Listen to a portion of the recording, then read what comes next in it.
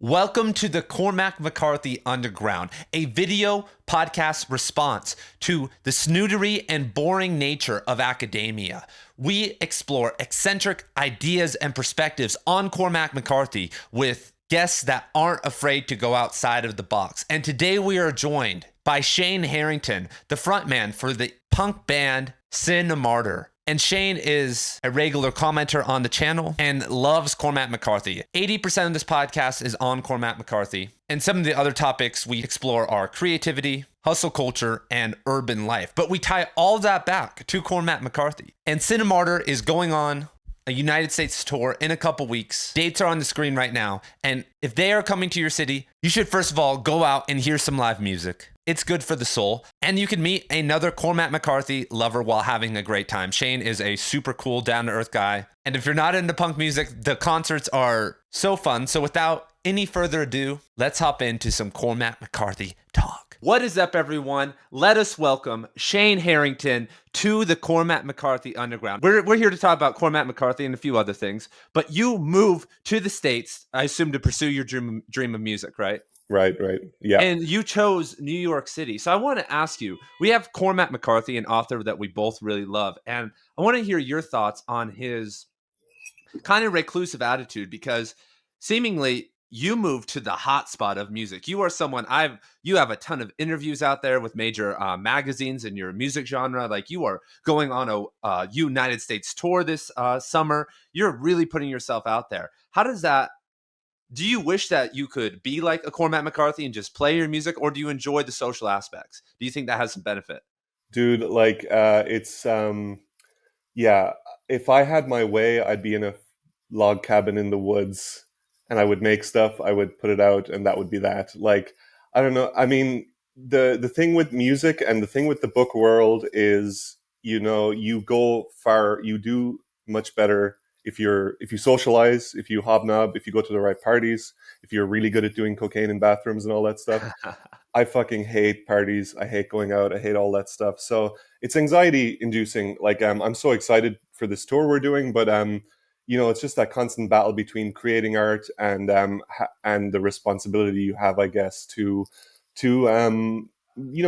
just be public facing. Even for us, it's a very small amount of publicity, but it's just like, it's anxiety provoking. A lot of artists are like very solitary, not antisocial, but just like reclusive, as you say. And like something that attracts me so much to Cormac McCarthy is like he's so unapologetic about what he is, in some ways. I mean, that can be bad in some ways, of course, like he's had some rough relationships, of course, and all that. But like, as far as art goes, like, just I'm trying to bring some more of that into my life, just like meeting myself where I'm at, as opposed to trying to fake my way into like being this social butterfly or whatever. So yeah, I don't know if I answered your question, but like, it's tough. Like, I moved to New York because of its musical history. It's like, it is the epicenter of like weirdo noise music, and like it has such a cool history dating back so far with like all these amazing musicians and artists. And I came here.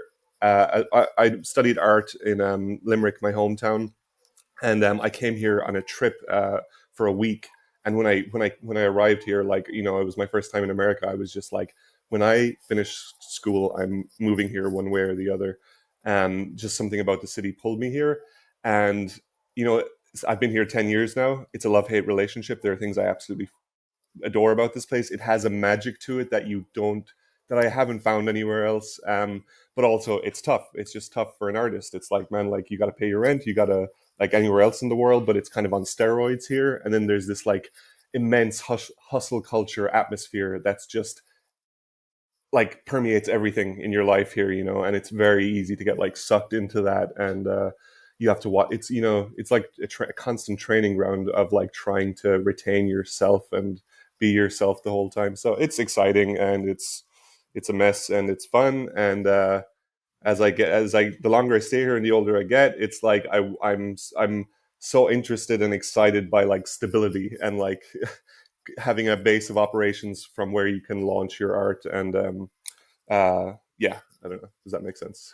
No, that makes 100% sense. And also, you can cuss. Fuck YouTube. I heard you almost drop the F-bomb. And so don't even hold it back. Dude, being from Ireland, it's like every second word is fuck. So yeah. Yeah. You're good. You're good.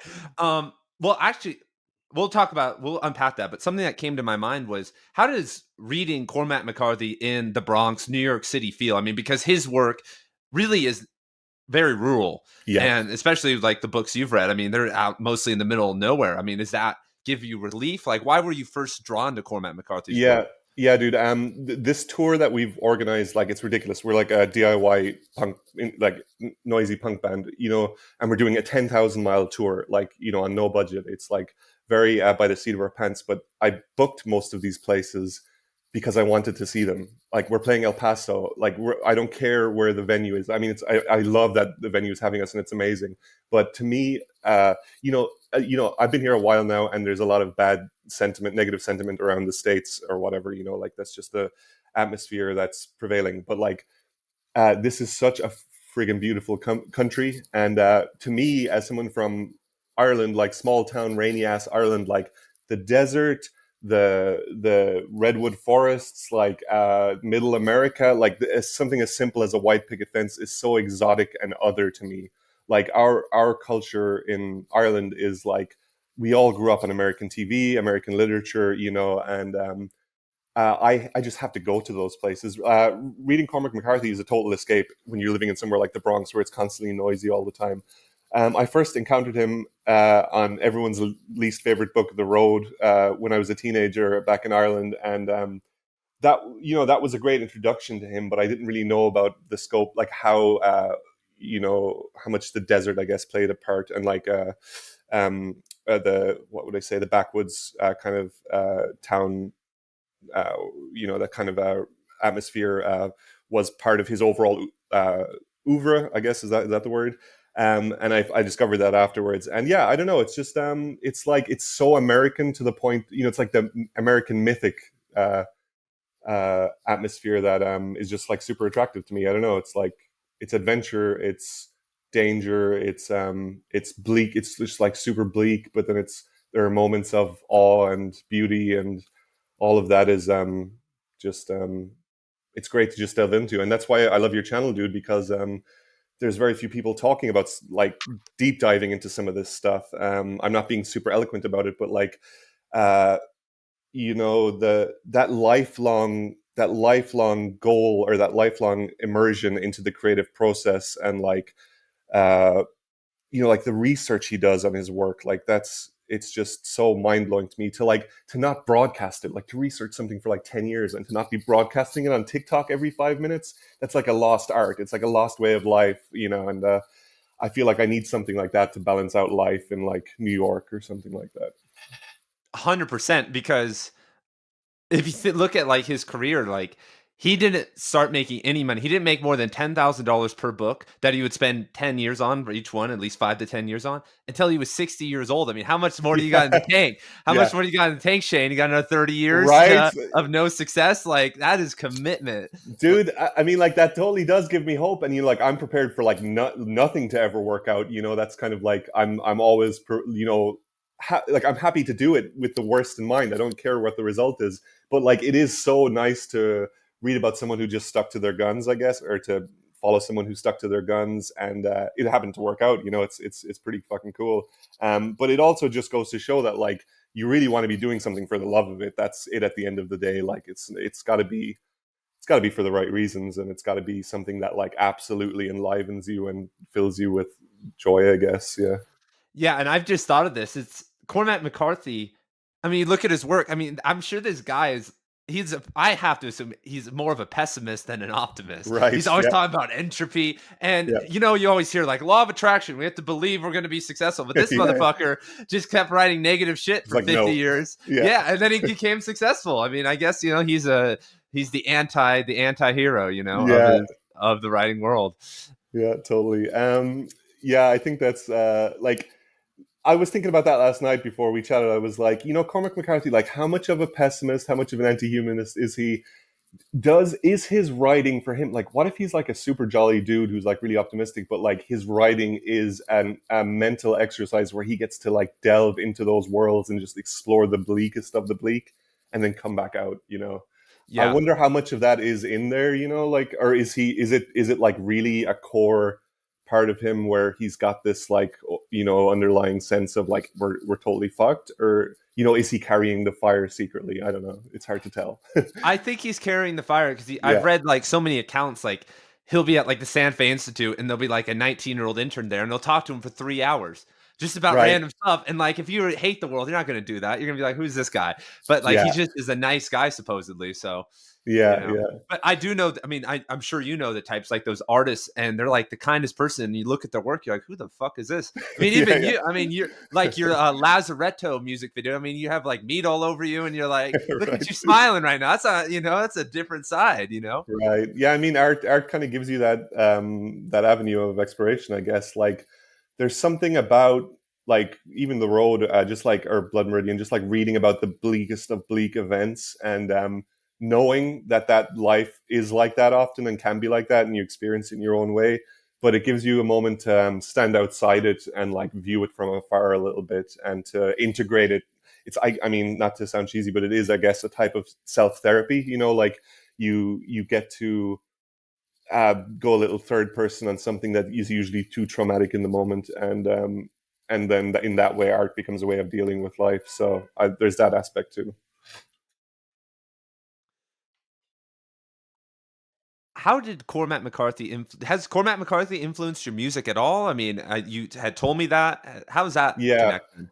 yeah, dude. I mean, like, in so many ways. I mean, just like so much of like, I guess what comes immediately to mind is like the atmosphere of that Cormac McCarthy can create, like in Child of God or Blood Meridian or whatever. Just this dense, oppressive atmosphere that is so rich. Like there's a beauty to it that is so fucked up and dissonant, but it's so rich. You know, like in a very direct, obvious way, that plays into like when I create music, I want to create a landscape. I want to create something that the listener gets lost in, of course. But then even when it comes down to his prose, like just his what feels like effortless poetry, you know, his ability to just riff and get into some really sublime use of language, you know, in a very small way when I write lyrics, like I'm one of these people when I am talking about, or I guess my way of having political discourse with the world, I prefer not to have conversations on fucking Facebook that last like 3 years with someone who's insane. You know, I think art is most strong when you're hiding messages in your work and it's not so obvious, and you're also not doing that just to be clever or whatever, but like you're trying to what's the word, I guess, tunnel into someone else's psyche and plant a seed. Hopefully it works out, you know. And with Cormac McCarthy's prose, it's very inspiring for lyric writing. Like it's not that I would ever want to ape him or whatever, like you have to have your own voice, but uh when you know you notice with him, he's got that very sober type of, you know, everyday writing, like conversational prose, you know, where it's just characters talking, but then there's the opposite side, this like very almost psychedelic sublime descriptions of nature and stuff, and that interplay and that back and forth is something that I think about when writing lyrics, and when is the right time to do that, you know, when can you be vague with the listener but still be real, you know. That's a tough line to cross, I guess, or to balance on, just like um, being as artful as you can with words, but not for the sake of wanting to look clever or wanting to impress, but just to find where the natural groove of the song is and where that type of approach to lyric writing works best. So yeah, it's just a lot of thought, and then at the same time, like like I had a my upbringing was like I was in a pretty rough area and stuff like that. So that always gets like, I feel like some of the characters in McCarthy's books, like I've known some people like that, or I've been around some scenes like that. So I can mine that for that was my forced research, whether I liked it or not. That was my 20 years of research for writing this book of the music, you know, and that goes into the lyric writing too. So yeah, and then just I guess the aesthetic in general, like just that like it sounds cheesy, but the carrying the fire inside the bleakness, that's like important too. Yeah. Well, and that's interesting because you are. Would you? I mean, I think you've just kind of said it. You're kind of. I mean, the broad genre is punk, right? Like if we Right. had to give it a broad one. And I would say that Cormac McCarthy, if we're going to throw him in a genre, Yeah. it's over there. It's punk metal, Yep. like even though I'm sure he hates that shit, but Yeah, yeah. what is that? He probably listens to like a little bit of blues and like a little bit of country music is what I'm guessing. Some pop Yeah, from his era, maybe. But yeah, but he no, calls totally. You he think calls about it a hillbilly music. He's listened to banjo, hillbilly music. oh, that sounds right. Yeah, yeah. But like you think of that scene in Blood Meridian when the Indians are coming down the mountain and they're all dressed in like leftover gear from the soldiers and stuff like that, and like some of them are wearing dresses. It's like the most black metal vision ever of like Yeah, it's so fucking tense and heavy, you know. Yeah, no, totally. He's like so punk in the sense that he doesn't give a shit, and you know, there's so many parallels that way. Yeah, he's kind of a punk writer, but not like four chord punk. He's like ambient, experimental, artful punk, I guess. You know, yeah. and out with a dash of like crushing heavy metal riffs, I guess. Yeah, no, and that's with the Blood Meridian movies coming out, and I know who Yeah, the composer I just posted on Twitter. The composer for the Blood Meridian movie was just at the king's coronation. I'm like, get the fuck out of here. what? Some What? guy, Nick Caves. I mean, he's talented or whatever, but it's just gonna be like ambient classical, Yeah, for the blood. I'm like, no, we need like that. Like you said, the Comanche scene, like that is black metal. Like that yeah. is when they're coming down. Like there is. Like, I don't want to hear. Yeah, I don't Yeah, want to hear. dude, that movie could go so wrong. Like, I mean, there's a very small chance it could be amazing, but like, fuck, man, yeah, that's what you need. You need that kind of almost Fury Road-esque experimental cinema, you know, like just caution to the wind punk attitude for making that movie. It needs to be immense, and I don't know if John Hillcoat can do that. You Did you know? see the Road movie? Yes, I did. Yeah, why Yeah, the soundtrack is fucking horrifyingly bad. yeah. That's what my previous guest said. He said, "Why would you add a soundtrack to a dystopian movie?" I was Yeah. like, "That's a good point. Like, this is the end of the world. Is why did we having an uplifting soundtrack? Like, what the Like hell's going seriously, on?" I don't need sad violin strings when someone's dying. Like at most, that movie should have just had like clanking sounds made from barrels and bits of steel or something, and like Yeah. atonal. You know, atonal. It would have been cool. It should have been black and white too, but whatever. I'll give it some marks because fucking Viggo Mortensen's in it. But yeah, Yeah, no, I know. That's yeah, redeeming. Hopefully, we get that level of casting for Blood Meridian. Like, yeah. do you have any? I mean, you seem like a film buff. How do you think? I think I should play the judge. That would work. I've already got the fucking haircut, man. I Yeah, was thinking. young judge. Yeah, the judge at the first part is because there's like a 30-year. You could be the young Oh judge. Yeah, yeah, yeah. shit. Yeah, yeah. I love that. You know, that famous. I think I was whatever video I was watching last night. You brought up that famous quote from Blood Meridian. You know, he's dancing, always dancing. He's playing fiddle, and I was just like, "Fuck, man, that's our live show right there." Like, you know, like bald guy with a fiddle dancing around. Like that's Cinemartyr. So I think we need to print that out and put it somewhere, like on the bass drum or something. But yeah, I don't, man. Oh, casting, like, what do you do, man? Who's the kid? Don't make it Timothy Chalamet, Yeah, that's please. what I was about to say. Don't We're gonna make it. reach Oh God. It could go so bad. You need some people who have problems in real life. You need some people Yeah. who have got some grit to them, I guess. Dude, what I was thinking about that movie would be so fucking amazing is if the judge, if you never see him, but all the scenes he's in, it's through his eyes. So the Whoa. scene reacts the same way it does, but you're looking at the character's reactions to him. And the only time, like, you know, the camera moves with his eyes, or when he's writing in his journal or whatever, and you see his like pale white hands, Yeah. and his the level of the camera is a little bit higher than everyone else for his height.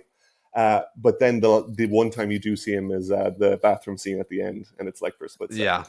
I mean, they can't do it now because they've given it all away. But like, fuck, that would be so great.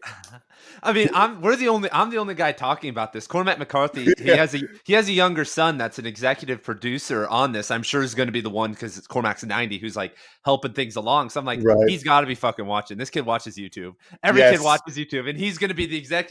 I'm the only person talking. So hey, man, Yeah, yeah, yeah. hey, listen to us. Hey, we know. No, Take those fucking ideas, please. We I can mean we that. can Just go on. I was gonna say, like, if he, like if he finds a good idea, we can just remove it from this video and then, like re-upload, and then he'll be covered, that way. I know. I feel bad for him, man. He's going to be like, okay. And then he's going to look down on the sidebar, Cormac McCarthy and Jeff Epstein. Like, imagine seeing your dad and Jeff Epstein. So I'm sorry, man. Yeah, yeah. I'm sorry. Never. But dude, I appreciate that so much about your channel, right? Like, and it's a rare point of view in these years. Is you fucking love Cormac McCarthy. You have like, for me, he's a hero or whatever. But we shouldn't be afraid to talk about shit that might not look, like great or whatever. Just being honest about every single facet of whatever is going on is rare these days. Like, you should be allowed to disagree with your heroes and still love them. You should be allowed to basically not be ideologically, sorry, excuse me, it's still morning time for me, ideologically possessed on all fronts. You don't like, Yeah. just straight down the line talk about whatever it is you're talking about is so fucking rare. So good on you for doing that, man. Yeah. And it's not from like a cancel culture angle. I actually don't care. I don't care Yeah, what Cormac's done. I don't let it. It's actually better. The crazier he is, the crazier yeah, people are in history, the better it is for me. Like, it's more fun to talk about. Like, yeah, that's the point. Like, we shouldn't avoid these things. Like, it's wild that he's Jeff Epstein's influencing everything. And it's like, oh my God, like, this is like, what a crazy angle. Like, yeah. And what a crazy life. Like, this guy goes out and fucking lives on the border for all these years, and then like he knows all these people, and he's part of the Santa Fe Institute. It's yeah, all part of just like what a crazy life. And yeah, yeah, like, dude, like, I definitely don't want to get hung up talking about it, but like, cancel culture is super fucking annoying. Like, like, unless it's warranted, unless someone's a super fucking creep and they suck. But like, you shouldn't be so like pro or anti cancel culture that it becomes your entire fucking personality, and you can't yeah. go either way on either side. That's the important part that people fucking lose track of, I guess. Would you say once you hit publish, once you release your album, it's out there, you have no more control over it. It's removed from you. Would you say that? Yeah, dude. I wonder how this is for writers too, right? I was talking to my bandmates about this recently. When you're working on a song, right, you're like so excited in the beginning. It's like the beginning of a creative idea. You get that spark. You're working on it. When, like me, I fucking mix all our music and record all our music. So I'm spending hours and hours with it. So in a way, you kind of get over it before it's released. You're ready to move on to the next thing. Yeah. A book is different, I guess, because it's a world you can live in, and you can edit really quickly, and you can form it right up until the day it goes. But with music, it's like a lot of hard graft, and then when you hit release, it's so not yours anymore. It just goes out there, and I can't even listen to it anymore. I can't watch your music videos. I can't fucking listen to the music. I'm just only thinking about the next thing, the next piece of music, or like how I can take all the stuff I hate and cringy stuff that I did by accident in the last thing, edit that out and refine it and make it better for the next time. And you don't have that if you're not constantly creating. Like, so yeah, it's the audiences after that, and I'm happy to let it be that. Yeah, and I think that's just the ultimate argument against cancel culture. I'm an irrational adult. I can view something. This is removed from the author. Me viewing Right. this like doesn't affect anything. And I would say that writers experience the same thing if they have a book with like an editor and they have to sit there for 6 months and like go over the nuances. Like, do you mean by this? What I'm sure, like Cormac with his first book, The Orchard Keeper, like he turned in some wild novel and they were like, what the fuck is this? Like, Yeah, yeah, this yeah. is a masterpiece, but they're like, we have no idea what's going on. So it took Right. like 2 years for them to edit it. And I'm sure by the end of that, he was done. Yeah, Like, yeah, yeah, yeah. I mean, oh my God, like, what does this comma mean? Tell us about your apostrophe philosophy. And it's like, oh God. Oh my God. Yeah, yeah. Yeah, dude, I would even go so far as to say that like it I'm not sure exactly how I feel about this, but like the work is never even yours in the beginning. Like it's not like you're some fucking genius who really has ownership of it. The ideas kind of like come to you. They're little like lightning strikes, and you're lucky enough to get a good one, you know. And you do help form it and stuff, but there also is a part of it that's just like, there's a huge part of it that's like out of your control. And I know it's a little bit of a woo mystical way of looking at it. I think John Frusciante, the guitarist of Red Hot Chili Peppers, a band you either think is the most cringy band in the world or is the best band in the world, but he's an amazing musician, and he claims he has no ownership of his art. Like, it's just, you know, it's that age-old thing of like, he is a beacon who is intercepting these things, and then it just runs through him and he puts it out, you know. So on top of what you're saying, like, you know, yeah, it's the author's work, but also it's, you know, even from the beginning, there's an argument to be made that it's not exactly yours. You know, you're lucky enough to be passing on this nice little gift to everyone else. You know, so.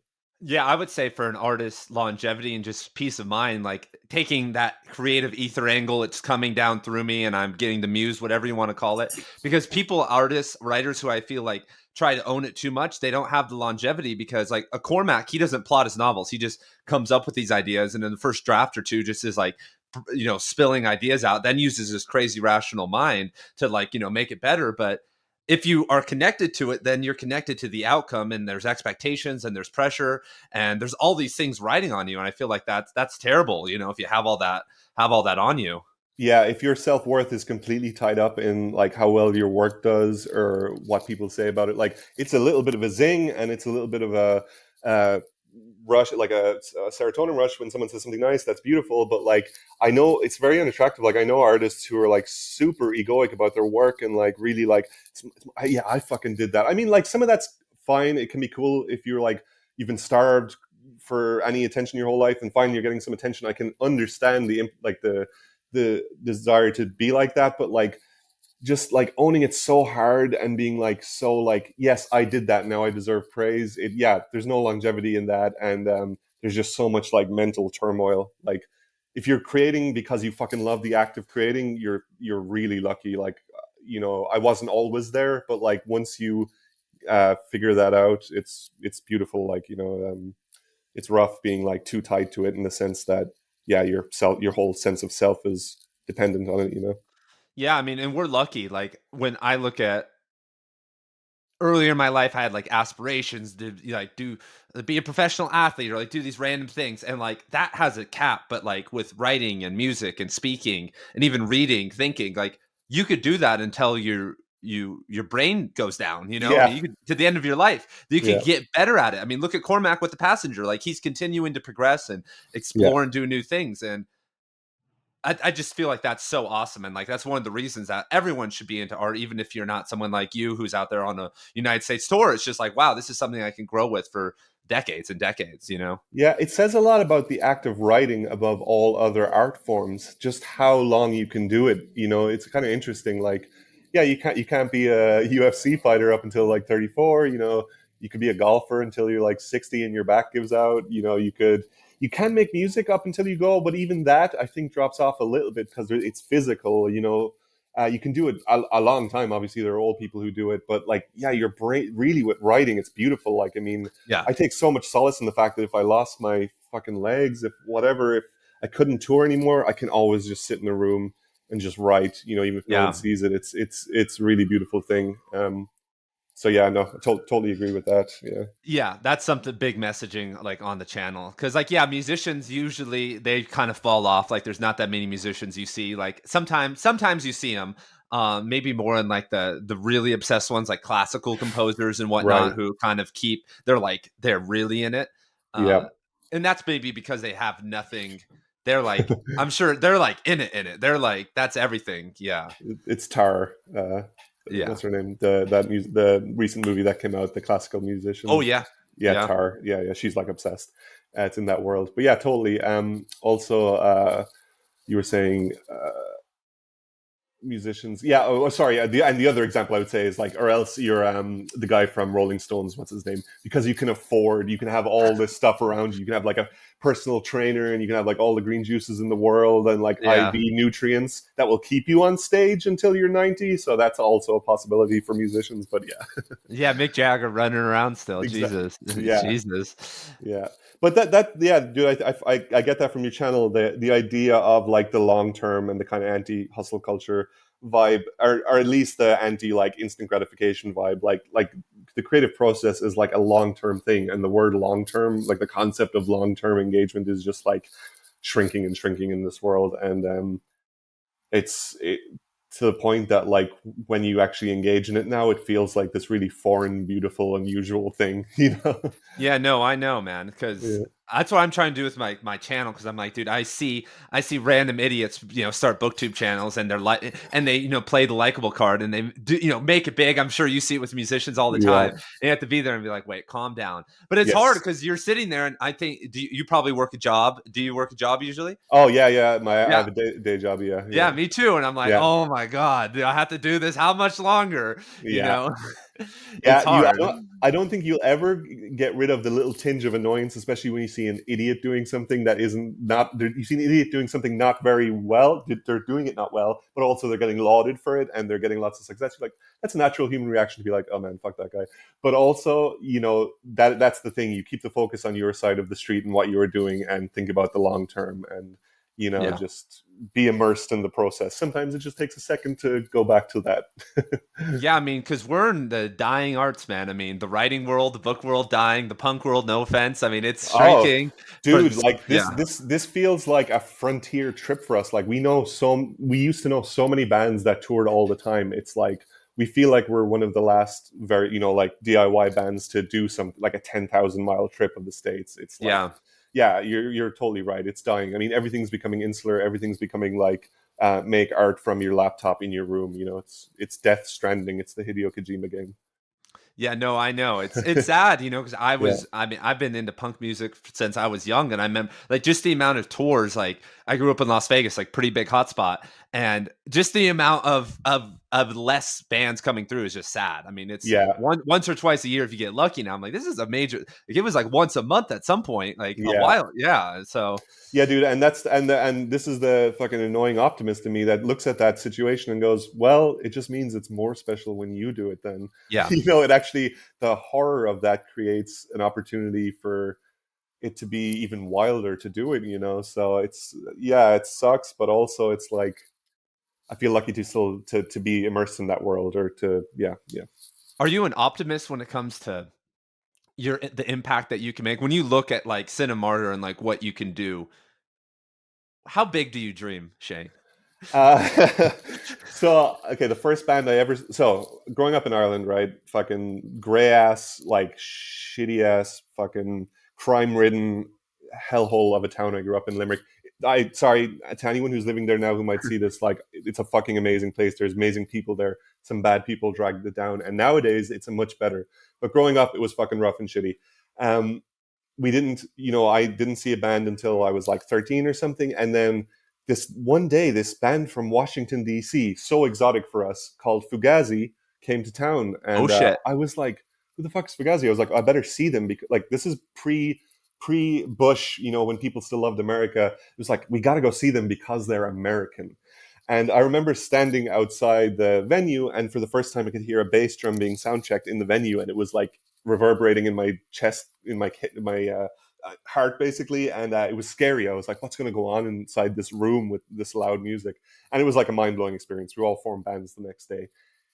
My most altruistic hope is that for someone who's feeling like shit or is in a shitty situation, they will find some music that gives them something to hold on to get them through, and or to inspire them in some way. That's like all I can ask for with creating music, is that what I might be lucky enough to help someone out who is struggling, or who is a kid who feels like the world is too much, and but music gives them another avenue. Like you see that there is another way to live this lifestyle of like DIY, doing it yourself.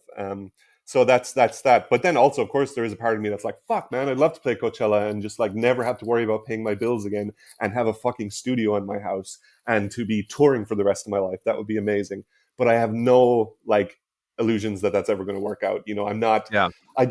When I was young, like I'm 35 now. When I was younger, in my 20s, like man, like every waking day I woke up, it's like, why is it not happening yet? Like, you know, like maybe you know, like just tumultuous headspace of just constantly staking everything on that working out, and that's just not the motivation anymore. The motivation is like the show that night. Like, how can it be the most fun? How can I have the most fun? How can I enjoy my process as much as possible when I'm making an album? And how can I get better at it? Like, that's the motivation. But of course, there's always that little bit in the back of your head. I don't know if it's the same for, yeah, I mean, it's the same for writers, right? Like, you want to have success. Like, you've been struggling for so long that you want to just like take the pressure off a little bit so that you can fucking be more immersed in your field rather than worrying about paying the bills and eating all the time, you know? So Yeah. part of that's there. And then, of course, sorry, just to wrap up that thought, there is also just the ego part of you that's just like, fuck, it's so awesome to be famous. It must be amazing. I could hang out with Jared Leto. I hate him, but I also want to hang out with him. You know, that kind of shit. Yeah. Yeah. I mean, that's the fantasy. Like, you know, we hate to say that. I'm not. It crosses your mind, right? Like, oh my god, like you're one song away, one video away from being able to just, you know, hose in the DMs, like whatever, like just endless. You know, exactly. I'm like, that's not it though. So that's good. Yeah. I mean, talk about a formative experience having Fugazi come to your town. Jesus Christ, like that blew my mind, dude. That was like a religious experience, almost like, you know, like I like. The fucking like throttling of the crowd, the just being soaked in sweat afterwards, the not knowing what a live band really looked like or felt like, and then that being the first one, like, and Ian MacKaye, just like the shit he talked about, like in between songs, just like really like positive outlook on life. And then I was just looking at them, I was just like, you're just four dudes in a van who just came to Ireland. I'm like, oh, you can do shit and you don't have to ask permission to do it. Like, that is so important for a 13 or 14-year-old, you know, to see that part of life. So it set me on a good trajectory. I think I feel lucky to have seen that. Yeah, and what's cool about Fugazi is they were like, you know, they were straight edge, I think, right? Yeah, I know it was, and they brought such an energy. It's wild, and like that blew my mind when I was younger, probably around 13 too, and I was like, damn, like these guys don't have to have drugs. Like, yeah, that was fucking huge for me, dude. I'm like, these guys are throwing themselves around the stage. Like, a big thing for me in the band is like, I don't write music for it to be the most super duper technical or super duper easy. I write it so that it's the most fun to play live and the most intuitive, so that you can actually move your fucking body when you're on stage. Because I really prefer watching dynamic, like crazy bands rather than people who just stand there and play stuff really perfectly. You know, it's just, I'm really excited by bands who are active on stage in a natural way where it's not put on. And Fugazi were like that, and I was just like, these guys, they don't fucking drink, they don't do, like, they're not like Motley Crue or whatever. I was just like, oh, you can, again, that was one of those things. I was like, you can do that. And like, I don't drink or do anything. I mean, I've experimented obviously growing up and stuff, and have had years doing stuff, but like, again, it's like, I get to feel confident just being like, not immersed in that world of just constant partying, because people like Fugazi showed me an example of that, you know? Yeah, you know, exactly. That's huge.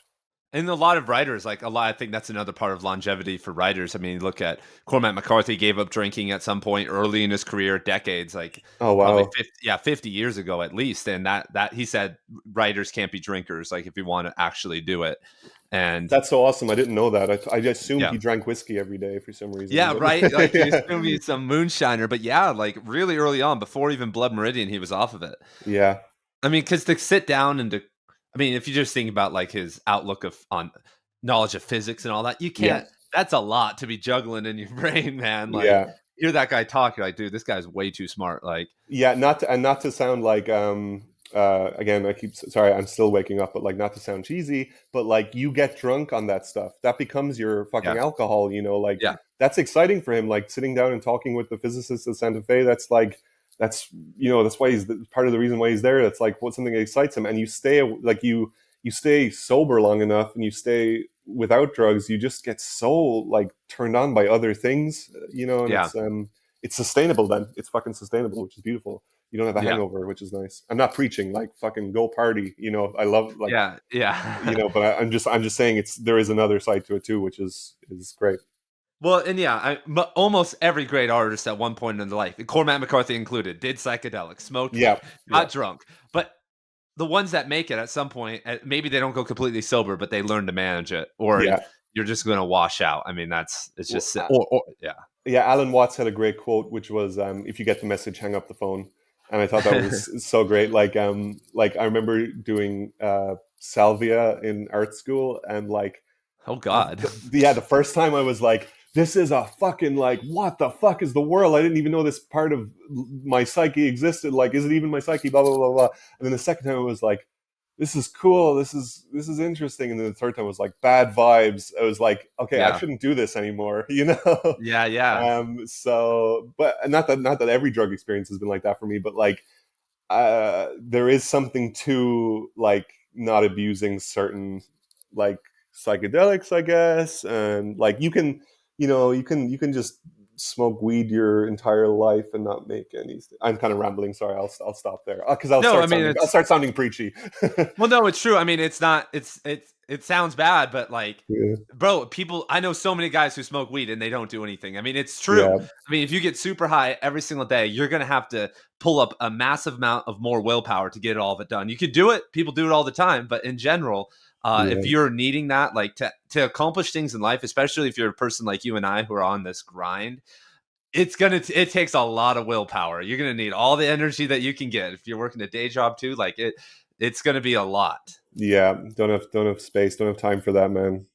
Yeah, exactly. Yeah, yeah. So who are some other writers you like? Who are some other inspirational authors in your life?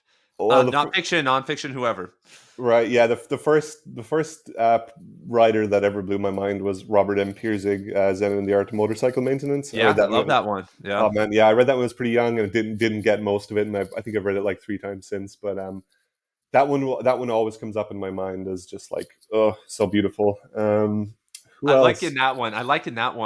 One that sticks with me is, remember he talks about like quality, how like Yeah, quality and like you could tell quality. You can't quantify it, but you could tell when something's good and something's bad. Like you can at least can tell that. right. Yeah, That yeah. yeah. And That's like, it.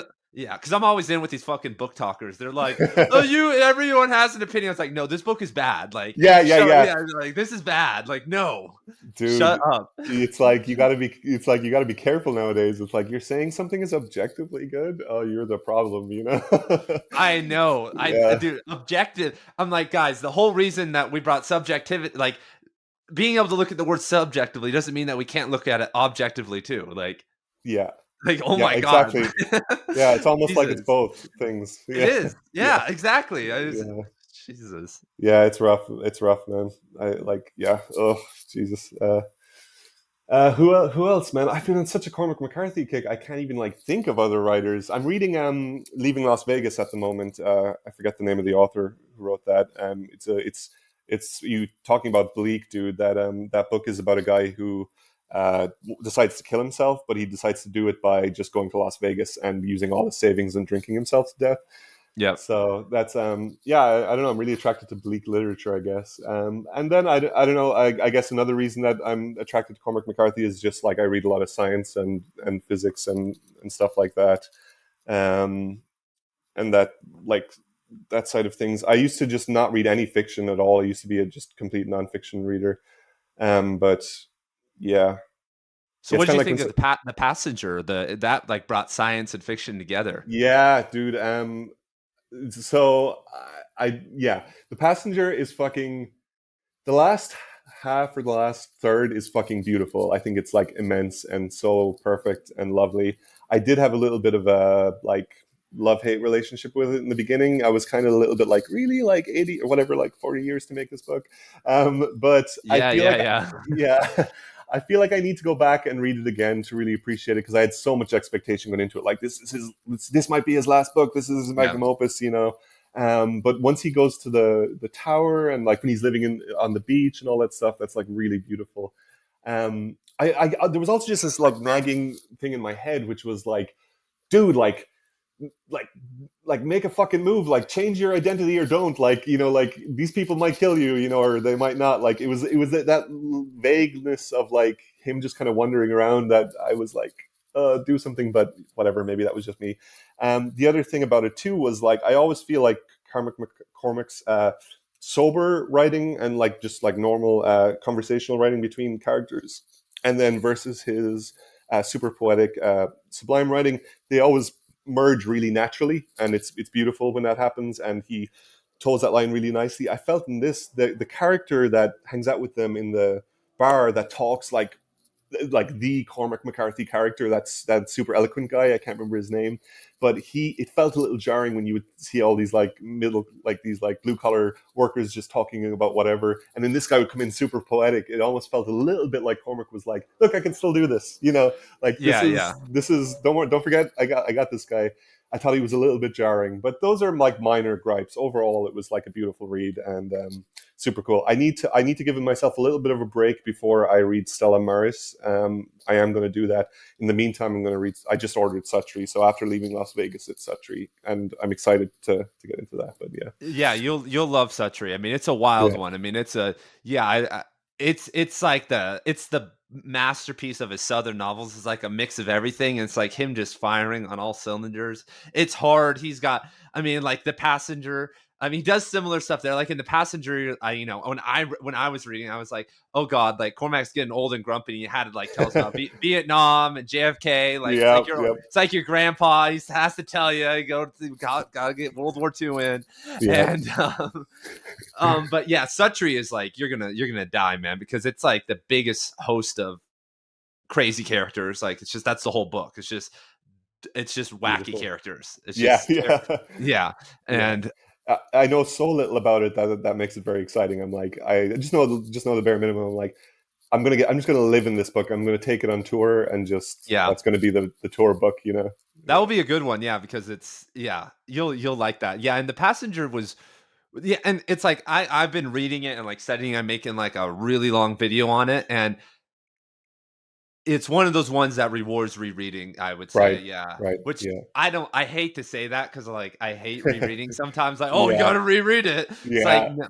But there's like little things, like for instance, like the kid is the kid from Blood Meridian, right? And who is the passenger? Like, who is the passenger? And you know, I've been kind of playing with the theory that it's Alicia, that Alicia isn't dead, that she really didn't commit suicide, and that's it. You know, that would be insane. That I mean, when I'm looking at it, I'm like, that makes the most sense, because why would they be freaked out that she's gone? Why are they worried about Bobby and his father's papers? There's like people have been like putting together these cues about like, there's these small things. You're like, wait, Cormac's like leaving gold nuggets here. Like it would make sense that Bobby would have gone looking for the passing, you know, like towards the beginning of the novel, he goes to that small island and finds the like dinghy or something like that. Like, maybe part of him is like thinking about the fact that could be her, or I mean, he could be just trying to work out what the hell happened, but also he could be like, you know, and then he like cuts it off. He's kind of stops looking after that point. I wonder if he's like, I know it's wild. It's a wild one. So, and you'll love Stella Maris too. It's more, that one's just like, you'll love that because it's like pure science talk. Like The Passenger is actually a story, but that's just dialogue, and she'll just go on like a 10-page rant about like math. Beautiful, dude. All those sections in The Passenger, I was like, I just love this. Like, it was just nice to hear him go off and not try and compensate for the reader's lack of knowledge. He was just like, this is what they're talking about, and some of it's dense and some of it's, you might know what it's about, but it was super cool. I want to ask you, what did you think of her hallucinations and like the show, like the carnival-esque show stuff? I mean, let's just be honest. I mean, it was kind of shitty to read through. Like one guy and then the other guy. It's like some shitty open mic night, and like I guess, and I'm like, man, like you said, he works on it for 40 years. It like they made it the biggest book release of 2022, and I can't imagine, like everyone was like, I was like telling people, don't make this the first one you read. Like I knew it was going to be weird. I was like, I knew that. And so then when I was reading it, I was like, I can get through this because like I've read all of his works, and like some of the early ones, even kind of Suttree, there's some stuff like that where you're like 5 pages of just like really. And But I guess like he was trying to create that like kind of claustrophobic effect, like this effect. But I don't know if that really landed that well. Yeah, I wanted it to be bleaker. I didn't want the comedy. I wanted it to be fucked up, the scarred kid in the room with you, always following you around. A little bit of comedy, but I wanted it to be Yeah. bleaker. But you know what? It's kind of funny because I think, you know what it reminds me of? Have you seen Twin Peaks: The Return? Oh, of course, man. Yeah, Shout out, man. fucking a masterpiece. That's what I thought, bro. You know, Dorky Dale, like when he's not who he is, it kind of felt like that. Like you want it to be something else, and it's like it's almost the director's own indulgent sense of humor and stuff. So I can put up with that stuff, you know, and I can find the fun in it. But it reminded me of that so much. Like you're just like, yeah, you're like, why? You're like, why isn't the kid like? Why isn't this more the judge energy? You know? Yeah. Yeah. That's that. I'm so crazy you mentioned that. That is literally the most. Like I've been thinking that the entire time. As soon as I read it, I was like, "Oh, Twin Peaks Return!" Like, right. Makes us wait for 30 years or whatever, and he's just gonna fuck us. I know of so many people. I mean, that are mad about The Passenger who couldn't even finish it. So many people that couldn't finish Twin Peaks. I'm like, just let it flow. Yeah, just let it happen. Yeah, let stop it trying to control it. Yeah, it's all worth it when Dale Cooper says, "I am the FBI." Yeah, like he finally wakes up. You're like, yes. Yeah, totally. It's also it's actually even worth it before that when the nuclear bomb goes off, you're just like, fuck my mind. Bro, dude, he just spends 2 episodes on just the random nuclear bomb shit. You're like, what the hell's going on? Yeah, and another parallel with Cormac McCarthy, I guess, because he's so interested in that stuff. I love the idea that like in Twin Peaks, that event caused like a rip in reality and caused like pure evil, like a super dark force to exist or whatever. But yeah, that's all that aesthetic. There's something about that aesthetic of the end of the world, not quite the end of the world, but just right up until the edge and flirting with it. That is so exciting and like gives me a lot of fodder to think about when I'm writing music. You know, it's like. Because it feels like as a culture we're kind of teetering around that. I think a lot of it's mainly just zeitgeist, pop culture talk or whatever. I don't know if there's actually any imminent threat, but like there's something about everyone thinking about the finitude. Is that the word? How finite everything is. That seems to be in the water at the moment. You know? Yeah. Yeah. And 2 things, like Cormac and Stella Maris comes to the same conclusion as David Lynch, which is funny, that the nuclear bomb is the conception of this new evil. That's what that's what creates the thalidomide kid, because he's the kid in Blood Meridian. He's this he's the archetypal manifestation of this kind of old evil. But then but what happens from 1870 to 1980, there's a whole change. You know, we have 300 million people dead from democide, from governments. Like we have all this stuff and the nuclear bomb, and that's the big, that's what really drives it all. So the kid, the thalidomide kid, is the new version. Like he's webbed, he's got radiation, like he's fucked up, Yeah, totally. Yeah, there's something, maybe that's the most powerful thing about work like Cormac McCarthy's, is that just like bold-faced acknowledgement that there is true horror in the world and deciding to live in it anyway. Yeah. Like we're fucking here. The absolute worst can and will happen, but we're still here anyway. And that's like, it's so weird. That's a type of faith almost. You might call it like a biological imperative, but there's more to it than that. You know, it feels like a type of faith. Like we're still here despite living next door to like fucking, for lack of a better word, like Satan, like Satan and God together in the world. And the novels touch on that, great art touches on that. And it's nice to be near that. It's nice to have access to that through these books, I guess. Yeah. And it's interesting that Cormac, he played in his first like Southern novels, he's playing with that adversarial energy for more of like a fucked up Christian theological stance. But then he turns, and when he starts to study physics really hardcore, that's like right before Blood Meridian. And like, that's what he can now understand, because like in Stella Maris and even The Passenger, and it's true, I can't even imagine, if you can understand reality and physics and math at like a crazy level, you can just understand like how inconsequential it all is. Mm, Like, like that's like the ultimate horror. Once you understand like actual reality and biology, it doesn't get more positive. I don't think it gets more negative. And I think that's yeah, one of the themes that Cormac is playing with is like, and something that I think he's doing in his works, which is so amazing, is like even in the Passenger, you were talking about how people are starting to realize the finite nature of reality, but he's like playing with like all the crazy physics revelations of like Schrodinger and like all those right. guys of like and quantum interpretation, and it's like, oh my god, once you get into all that, like that's like can be some of the darkest stuff of all. Yeah, yeah, totally. I mean, it's so weird. His writing gets like non-dual in a way. It's like it's both things at once. It's like you have this infinite chaos of the physics and the reality of like just how fucking, yeah, as you say, indifferent or inconsequential everything can be when you're looking at it from that almost God's eye view of physics, that removed of super hyper objective viewpoint. But then you have the other side of that, the yang, which is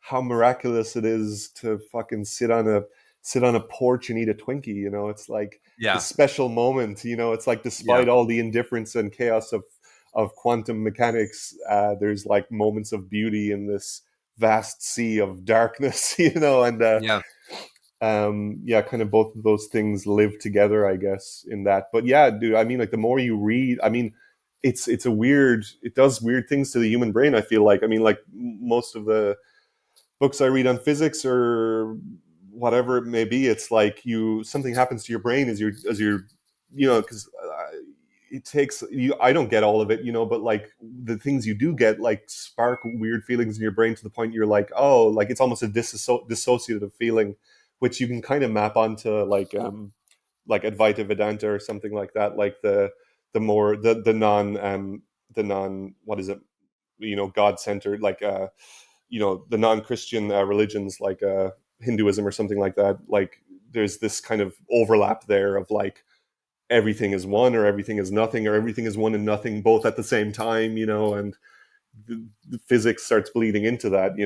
I feel like Cormac McCarthy has no, maybe it's hard to tell if he has any explicit interest in the obviously spiritual side of things.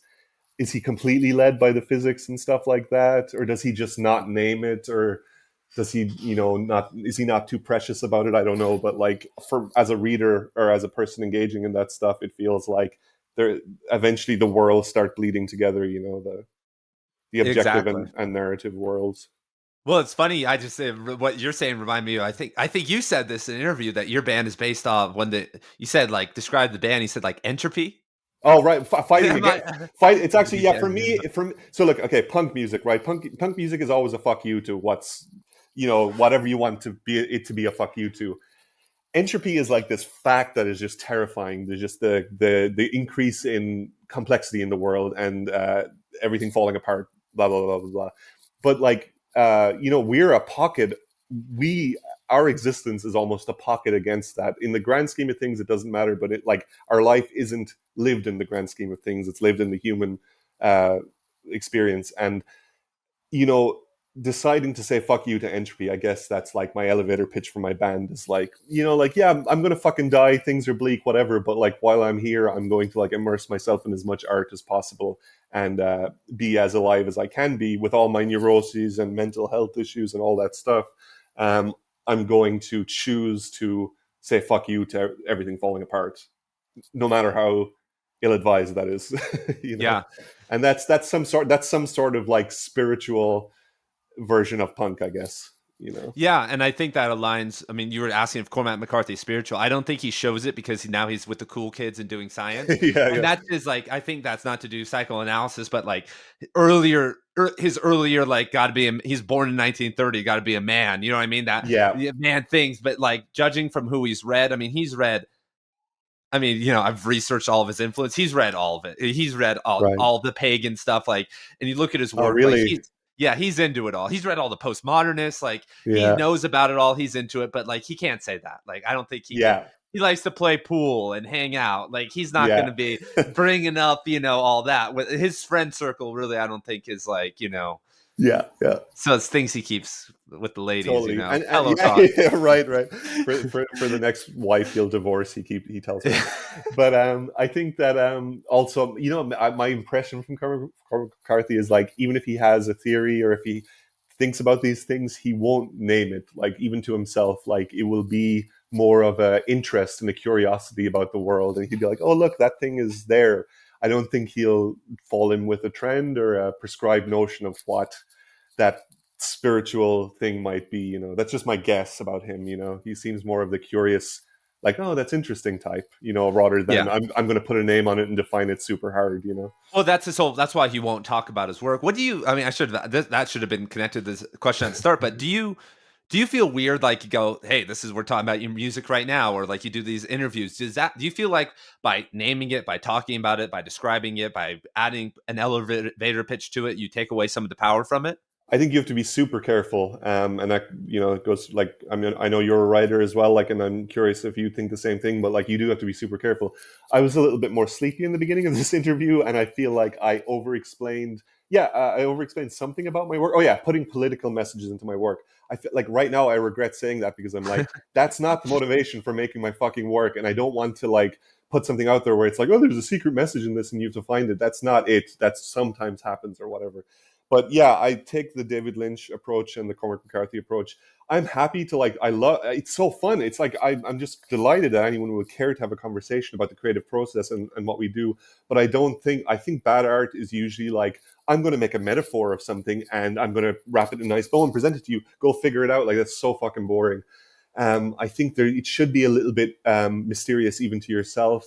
You should have, like, obviously I have certain ideas about certain things, and art is usually an outlet for the things you have interest in. But like, I don't want to prescribe anything for anyone. I don't want to hammer anyone over the head with an ideology or a preach or anything like that.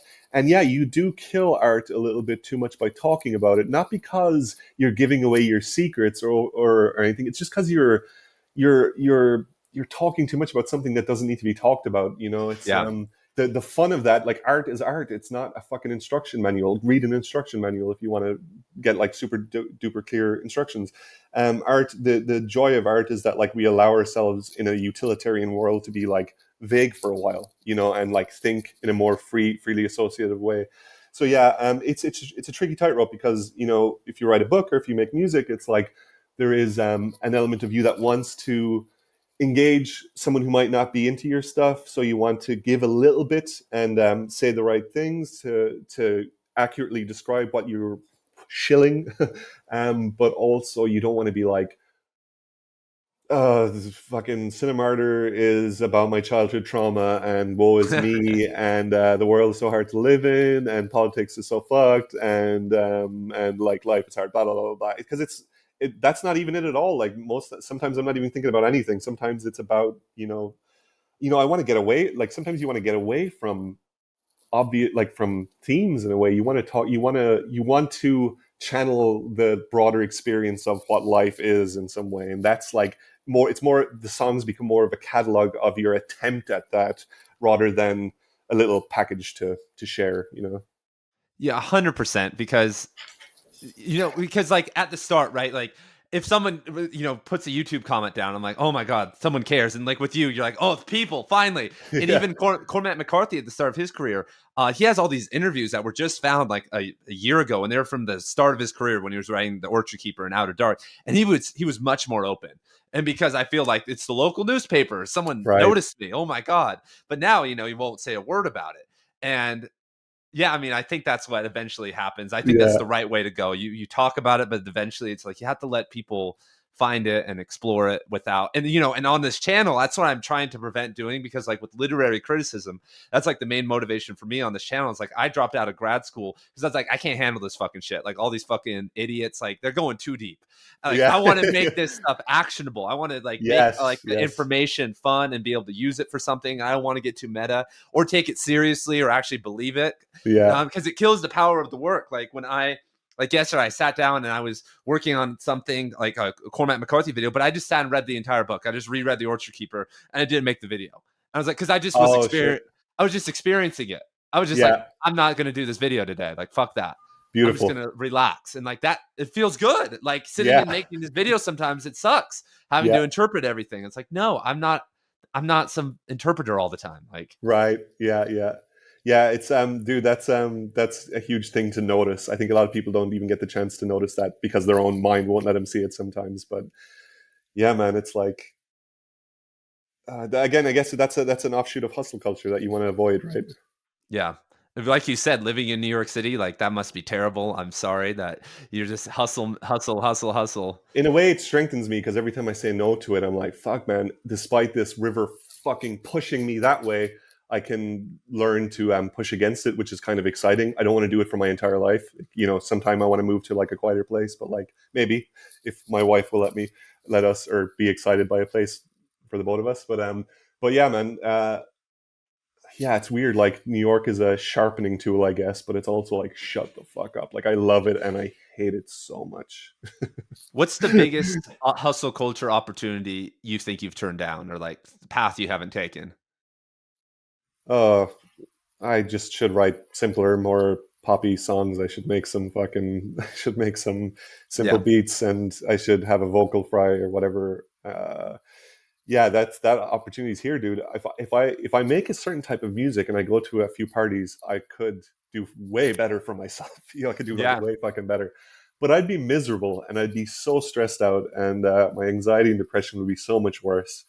So it's not worth it. It's not fucking worth it, man. Even if Yeah. the keys to the kingdom are just like two doors over, it's like, man, I just can't fucking bring myself to do it. And that's maybe stupid, I don't know, but like it's rough. I don't know. In New York, there's so many. I feel like there's so many nights where you're at something, and you see that something is about to go down after the event you're at, where the real partiers are going, and you're just like, if I just like play a character and do that, I'll make 50 connections tonight or some shit like that. You know, Yeah. if I talk shit to the guy who's a professional at talking shit his entire life, the guy who's an actual actor in real life, like I'll do better. But it's fucking soul destroying. So there is some weird like map onto like some of the desolation you experience in the Cormac McCarthy novel. Like I get to look at that objectively and learn from it and apply it to living in New York, which is, it sounds ridiculous, but it's kind of true. It's like it's a fucking battlefield, you know, without sounding too cheesy. It's a mental battlefield for sure. And yeah, it's the weirdest place on earth, man. That's the only thing I can say about New York. Like I'm so glad I moved here. I hated my hometown and I was dying to get out. And you have to get out of your hometown to like as a creative, I think, to like really figure things out. And I think it's doing me good to be here right now. But yeah, it's a mind fuck. I don't know. When I talk about it, I start disassociating. It's so strange. I want to say something clever to you, but like I can't. No, it's all good. It's all good. Yeah. Well, I'm honored that you are taking this journey. I'm honored that like to be here with you on a similar path, like taking the David Goggins route. Let's go. This is Yeah. not the 4-lane highway, everybody. Dude, I had this thought last night where I was like, right, okay, you look at the judge in Blood Meridian, okay, bald, hyper rational.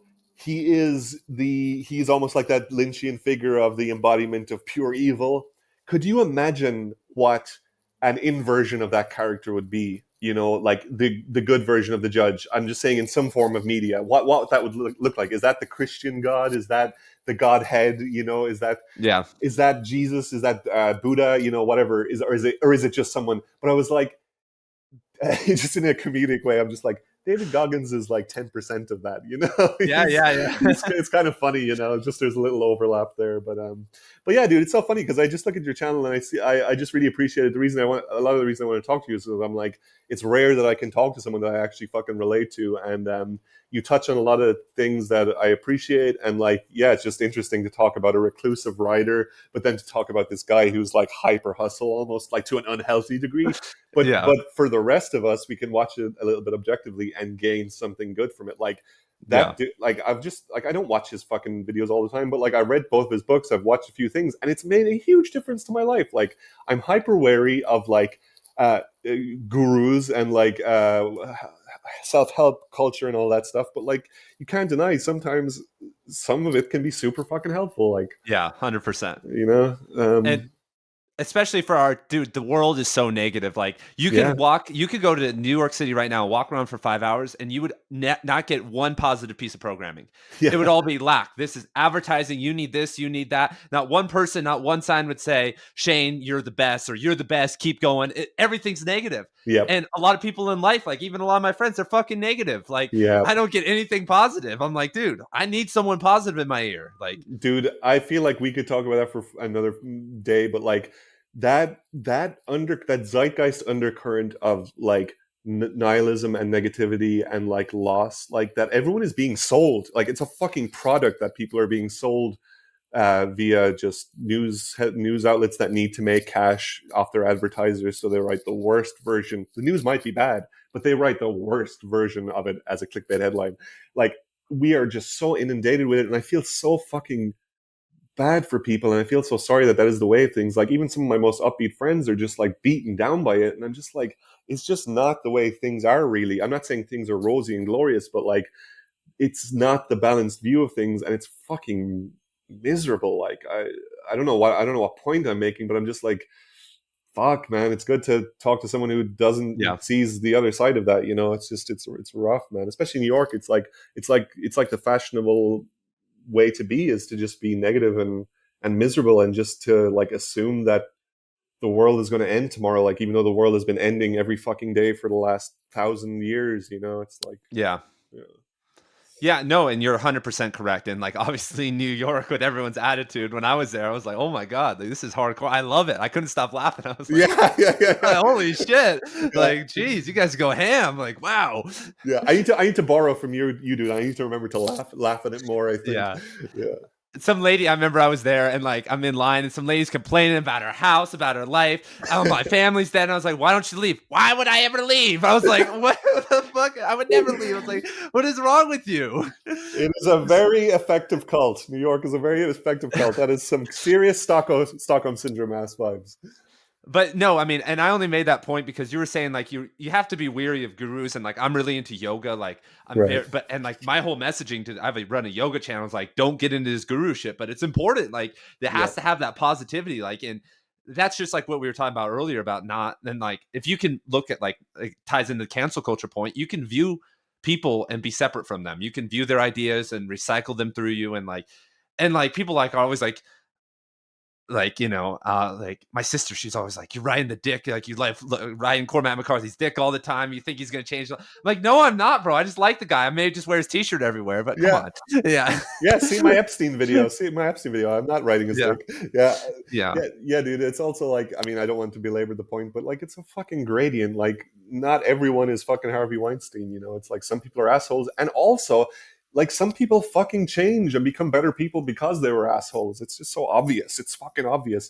But love it's just so exciting to dunk on people. It's so fucking it's just very what's the word? It's catchy. You can catch it. It's like a cold. Yeah, I know. Yeah. What's your favorite part about living in New York? What's the best thing that just like it's fucking 7:30. You're walking through Manhattan, it's like a little bit hot, and you're just looking at the buildings, and you're not consciously trying to, but you are inundated with this just like dense, rich atmosphere and history in just being there. That's like a huge part of it. And then the other thing is, dude, if you want to start a creative project, if I want to start a new band tomorrow, I put an ad on Craigslist, and there's like 50 musicians who want to play. In my hometown, we all shared the one drummer. Like, for my formative years, there's like one fucking drummer in the city, So you're around creative people, and that's a good and a bad thing, because creative people are the most fucking neurotic, annoying people in the world. We are. So, but that's a good thing to always have the opportunity to collaborate and stuff like that. Okay, so you're going on a U.S. tour. What where have you traveled in America before? Have you done a tour before? Dude, that's why I'm so fucking excited, because I've only ever been I've been here like 11 years now, went through the hell of getting my fucking green card and artist visas and all that shit.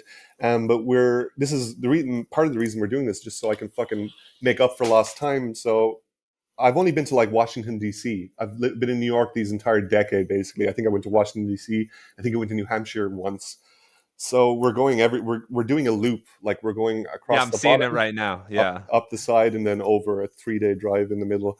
And yeah, I mean, it's like a complete adventure. I don't know what's going to happen. It's like terrifying. I wake up every day with anxiety about it, but like I'm so excited. You What know, are I you can't going wait. in, like a van? You guys going in a Yeah, van? like a little van car thing. Yeah, yeah. Okay. It's going to be tight. It's Oh going to be yeah, this is. scrunched in there. I mean, because you're killing it. I mean, what is this, like 30 dates in 30 days almost? Something like that. Yeah, Like, yeah, this is, yeah. I mean, dude, you're on the Cormac McCarthy tour, New Orleans, El Paso, parts of yeah. Texas. You're gonna drive through seemingly through New Mexico and Arizona on your way from Texas to California. You're gonna see it all, and you're gonna love Dude, it, it's a man. fucking pilgrimage. Like I can't explain how much, like, coming from Ireland, like that, like the country of America. I'm talking about the countryside, the world of America, not the socio-political world of America, but just the country is like such a unusual, exotic thing to me. Like, it's so exciting to just see it. Like, and I know that's not a popular thing to say in 2023, but I can't fucking wait. You know?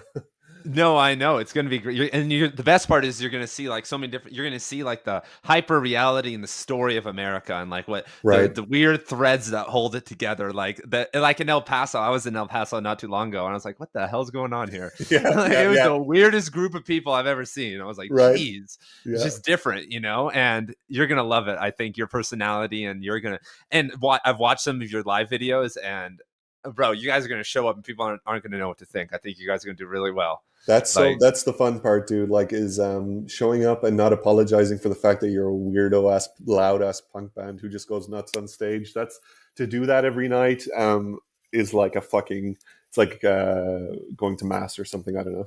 It's good. yeah, no, this is good, man. I'm excited for you. I'm excited for the journey. You're gonna have Sutri along with you, the OG sad boy. Yes. Good for you. Is there anything else you'd like to add? Anything else you want to say to the people? Want to talk about?